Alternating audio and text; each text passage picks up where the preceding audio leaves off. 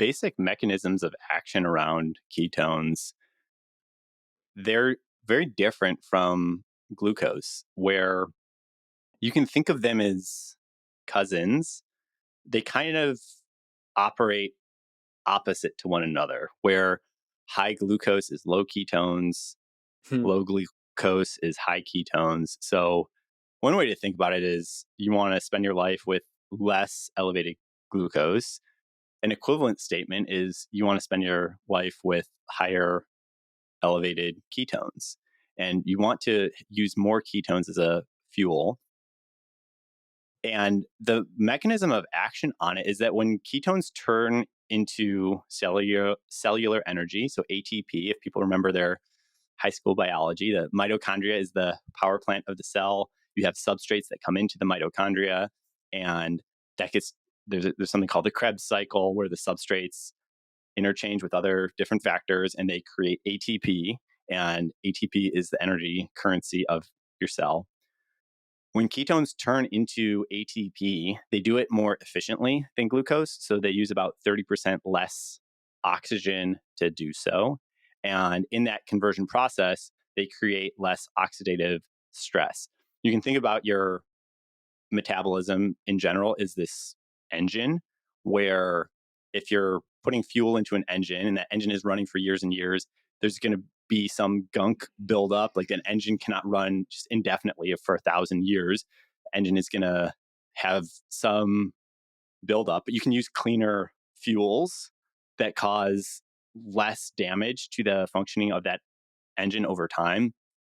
So straight table sugar, like straight pure sugar, is going to cause a lot of oxidative stress. You can measure free radicals, reactive oxygen species. Like you can measure that, hey, there is a increase in this bad byproduct of it's like running off of coal as opposed to natural gas. Like you can see certain types of fuel have a dirtier outcome than other types of fuel.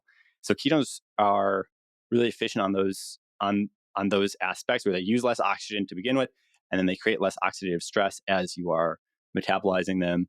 And it has all sorts of downstream effects where subjectively you feel the lights are more switched on. When you have ketones circulating and they're crossing the blood-brain barrier and your neurons are using those, for a lot of people, it feels a certain type of way. Or when people stack it with other compounds like caffeine or functional mushrooms or other plant-based things that people are into, that those are all creating a increase in brain activity, and that increase in brain activity is creating an increase in brain energy demand. Where's that energy coming from? Well, again, it's like, are you using coal or are you using solar power? Like what is providing that brain energy?